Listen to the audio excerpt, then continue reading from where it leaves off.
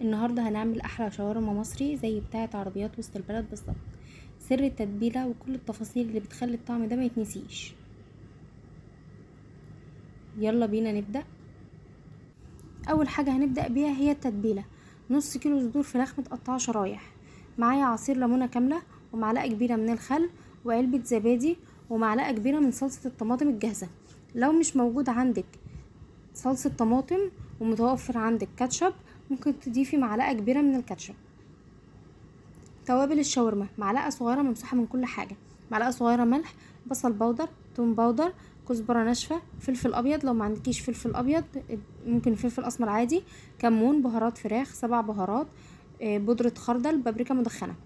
هقلب المكونات دي كلها كويس مع بعض، وهضيف عليهم معلقة صغيرة من دبس الرمان. لو مش موجود عندك دبس رمان عادي، هو اختياري مش حاجة اجبارية، يعني هو اختياري، لو مش موجود عندك مش لازم.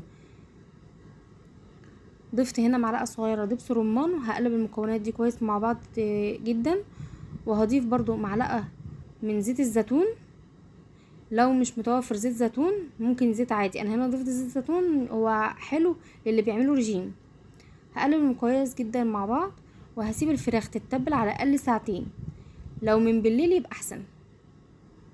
تمام، انا هنا سبتها ليلة كاملة، وده شكلها بعد ليلة كاملة.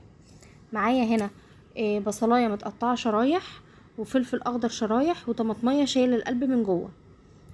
في طاسه على النار، طاسه سخنه جدا من غير زيت كتير، حوالي معلقه زيت زيتون او زيت عادي. هضيف الفراخ وهسيبها، مش هقلبها خالص، هسيبها لحد ما تبدا تاخد لون من تحت، ولونها يبقى ذهبي. اول ما الاقيها اخدت لون من تحت هبدا ان انا اقلبها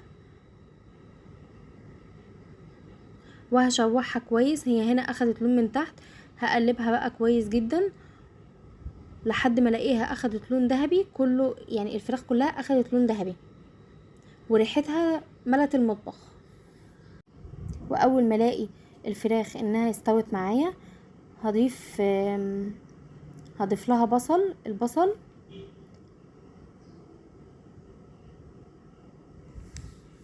وهقلب البصل كويس جدا مع الفراخ، وهشوح البصل مع الفراخ كويس جدا.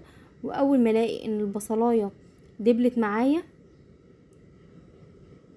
وبقى اختفت كده مع الفراخ وشكلها ما بقاش ظاهر خالص، يعني هبدأ ان انا اضيف الفلفل الاخضر، وبرضو هضيف الفلفل الاخضر وهقلب كويس جدا. واول ما الاقي برضو ان الفلفل الاخضر دبل شوية، هبدأ ان انا اضيف الطماطم.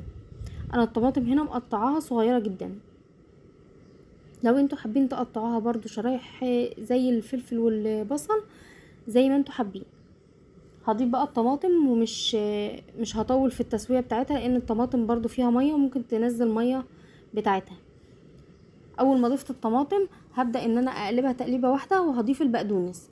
اول ما انا اضيف البقدونس هطفي عليها وهقلب تقريبا، وهطفي النار خالص. وهنا شكلها بعد ما خلص خالص. هنقدمها في عيش فينو او عيش بلدي او حتى عيش سوري، وممكن نلفها رول وتدخل تتحمص في الطاسة شوية، تبقى مقرمشة وجامدة جدا.